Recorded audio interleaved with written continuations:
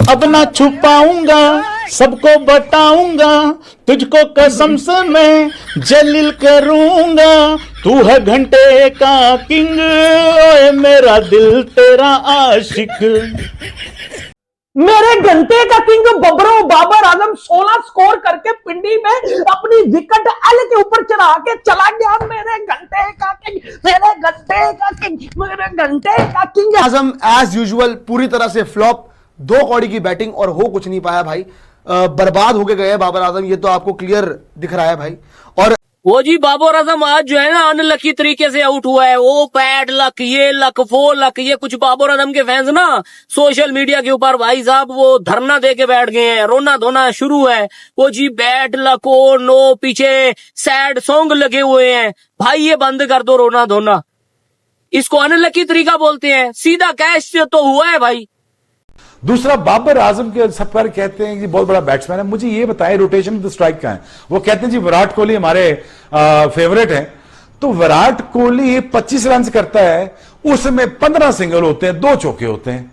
अगर विराट कोहली को आपने फॉलो करना है तो उनकी बैटिंग की पैटर्न को फॉलो करें ना।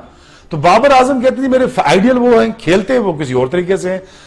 ये शॉट, ये शॉट, शॉट शॉट शॉट, भाई रोटेशन ऑफ द रिस्ट किधर है, रोटेशन ऑफ द स्ट्राइक कहां है, टैप करके भागना किधर है, वो कोई पता नहीं है। सो आई थिंक उनको इतना बड़ा बैट्समैन बना देना, I think I am just failing to understand that. और एक match winning performance Babar Azam की मुझे नजर नहीं आई। So very disheartening once again. उन्होंने बाबर आजम को भी आउट किया। बाबर आजम को मेरे ख्याल से थोड़ा सा लेफ्ट आर्म का जो एंगल है वो ट्रबल करता है।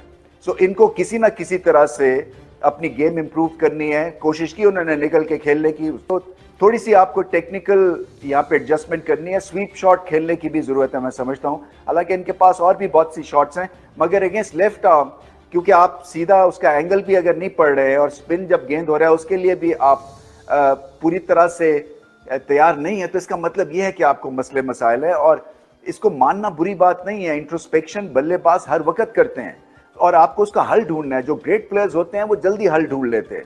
Babar Azam again left arm spinners ने इंतहा कर दिया उन्हें आउट कर करके। वो एलबीडब्ल्यू पता नहीं कितनी बार वो जसूरिया ने किया था, अब ये भी वही काम कर रहा।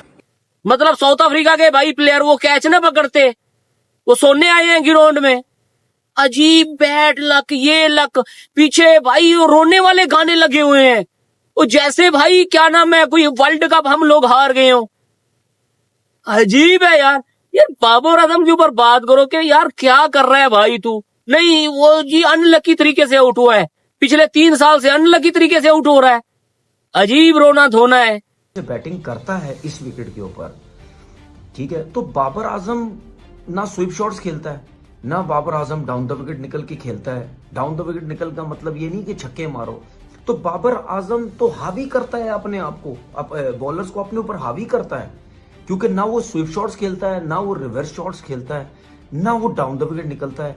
तो मेरा सवाल बाबर से ये है कि यार एक चीज मुझे ये बताओ कि आप अपनी फॉर्म कैसे लाओगे वापस। जिस तरह यहाँ की पिचेस बन रही हैं पाकिस्तान में, तो आप तो नहीं इतनी आसानी से रन्स कर सकते। आपके लिए रन्स तो बहुत मुश्किल हो जाएंगे, क्योंकि आप सिर्फ खड़े खड़े खेलते हो। खड़े खड़े तो आप रन। आपका अगर स्कोर बता दें, पाकिस्तान का टी ब्रेक हो चुका पहली बात तो पाकिस्तान और साउथ अफ्रीका के मैच में, और 177 पे 3 है इस वक्त पाकिस्तान। हालांकि 2 भी हो सकता था, लेकिन बाबर आजम की बदौलत ये बहुत अच्छा अंत हुआ है। यहां पे आप अगर देखोगे तो साउथ अफ्रीका का मैं बोलूंगा बाबर आजम की वजह से, है ना जी। जो उसने घटिया बैटिंग करी है, जो उसने घिनौनी बैटिंग करी है, कहीं ना कहीं बेड़ा कर करवाया इंडिया में जाते जाते पाकिस्तान का। आपको एग्जैक्टली स्कोर भी बताए थे कि एक्चुअली मुकाबले में हुआ क्या है और इन्होंने अपना कैसे काम करा लिया है। अभी तो आपका मुकाबला चल रहा है, ऑब्वियसली आज पहला दिन है, आपका दूसरा ही सेशन जो है वो अब शुरू, मतलब दूसरा सेशन अभी खत्म हुआ है, तीसरा सेशन शुरू हो जाएगा, है ना। था रहेगा मेरे छनकने का किंग, मेरे छनकने का किंग, मेरे एल का किंग। ये हमेशा टीम को एल के ऊपर लगवा के चला जाता है भाई। महाराज ने इस किंग के अंदर जो है वो ठोक दिया। इस किंग ने सारी जिंदगी कुछ नहीं करना, ये मेरे छनकने का किंग है यार। पाकिस्तान में बाबरों के फैन आज पिंडी स्टेडियम में बैठ के दुआएं कर रहे थे, आज मेरा किंग 100 करेगा। मैं बाद में बताऊंगा वजह मैं बाद में बताऊंगा, 100 ये आज करेगा। और बेटा ये मेरे छनकने का किंग, मेरे घंटे का किंग। ये मेरे घंटे का किंग है। भाई 3 साल होने को आए हैं, इस छनकने ने 100 नहीं किया और आज 22 बालों के ऊपर 16 स्कोर करके पिंडी विकेट में भी हमें जलील करके, हमें रुसवा करके, हमें जो है वो बर्बाद करके भाई टीम को एल के ऊपर चढ़ा के खुद चला गया। और लेफ्ट आर्म से ना आउट हो चाहे गली से, आप जो है ना राइट आर्म बॉलिंग करते हैं ना, आप लेफ्ट आर्म बॉलिंग शुरू कर दें, मैं आपको गारंटी देता हूं बाबर आजम फिर भी आउट हो जाए। देखिए जब तक नेपोटिज्म है, पर्ची है, अपनी मर्जी है, ये होता रहेगा। इमामुल हक फंसता रहेगा, प्लेसिड ट्रैक्स उसको चाहिए, बिल्कुल फट्टा विकेट चाहिए, वो स्कोर करेगा। अब्दुल्ला को 12, 14, 18, 20 चांस चाहिए, वो करेगा। बाबर आजम देखे, मैंने आपको पिछले टेस्ट में भी कहा था, बाबर करे या ना करे, मेरे पास ये इतलात है, आपके पास भी होंगी, कि जनाब बाबर को कप्तानी फिर वनडे की ऑफर की गई है। भाई रिजवान का क्या कसूर है? रिजवान ने आपको काफी सीरीज जिताई है। जब आप बाबर को 4-4 साल दे रहे हैं तो रिजवान को भी 4 महीने दें।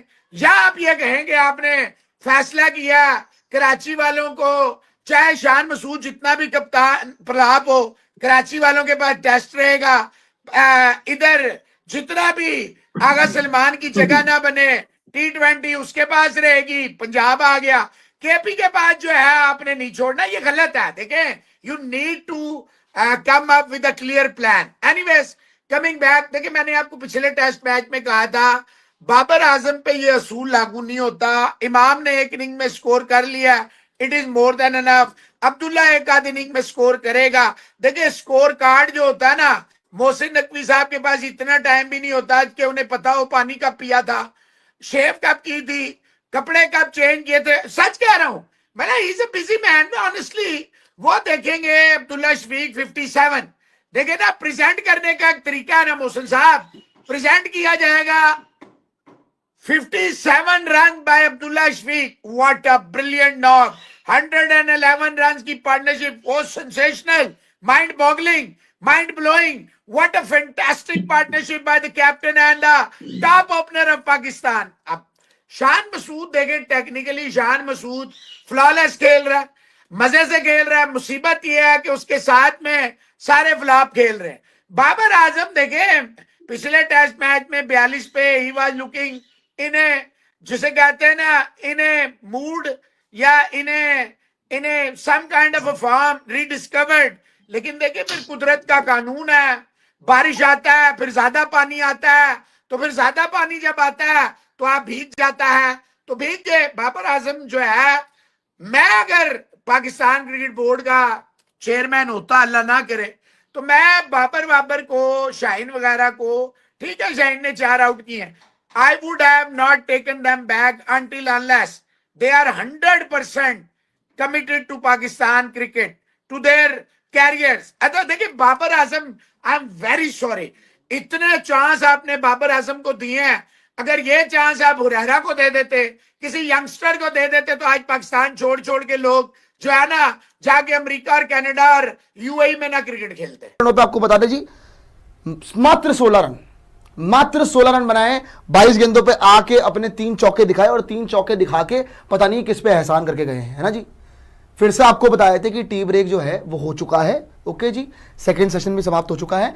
अब आपका आखिरी सेशन खेला जाएगा आज के दिन का, और थोड़ी देर में वापस आपका मुकाबला रिज्यूम हो जाएगा। लेकिन मैं ये बोल रहा हूं कि जब पाकिस्तान के लिए ये अच्छा सेशन जा रहा था, तो ये बाबर आजम नामक इंसान करता क्या, मेरे को समझ नहीं आता। वैसे अच्छी बात, अफ्रीका पहले देखो बहुत बुरी तरीके से पहले, और बाबर आजम जेन्युइनली जितना इसकी हाइप बनती ना, ओवर हाइप, उसको खत्म करे कोई। पहली बात तो जो इसको ओवर हाइप किया है कि नहीं जी बहुत ही बढ़िया बैटर है, बहुत ही उच्च दर्जे का बैटर है, पाकिस्तान वाले पागल होते रहते हैं। भाई ये इसकी असलियत है कि इसको आज की डेट में स्टार्ट भी मिल जाए ना, तो ये इसकी औकात है कि 16 रन पे आउट होकर चले जाते हैं, है ना जी। दोस्तों जैसा कि आप जानते हैं, पाकिस्तान और साउथ अफ्रीका के बीच में दूसरा टेस्ट में चल रहा है। इसी के बीच आज फिर बाबर आजम एक बार फिर फ्लॉप हो गए हैं, वो 16 स्कोर बना के आउट हो गए। उसके बाद पाकिस्तान मीडिया इस समय जम के लगा रहा है, बाबर आजम को बोल रहा है कि इसको खेलना नहीं आता, इसको बाहर निकाल देना चाहिए टीम से, और ये मोहसिन नकवी का चेला है इसलिए इसको टीम में रखा गया है, इससे खेला तो जाता नहीं है। और अब बोल रहे हैं कि इसकी जगह किसी और नए बच्चे को चांस देना चाहिए जो कि आगे लंबे समय तक खेल सके। इसको तो खेलना ही भूल गया है, इसे 774 दिन हो गए इसको, आज तक इसने इंटरनेशनल मैचेस में सेंचुरी पंची नहीं लगाई। दोस्तों अगर आपको वीडियो अच्छी लगी हो तो रिक्वेस्ट आपको चैनल को सब्सक्राइब कीजिए, वीडियो को लाइक कीजिए, शेयर कीजिए। थैंक यू सो मच, धन्यवाद आपका वीडियो देखने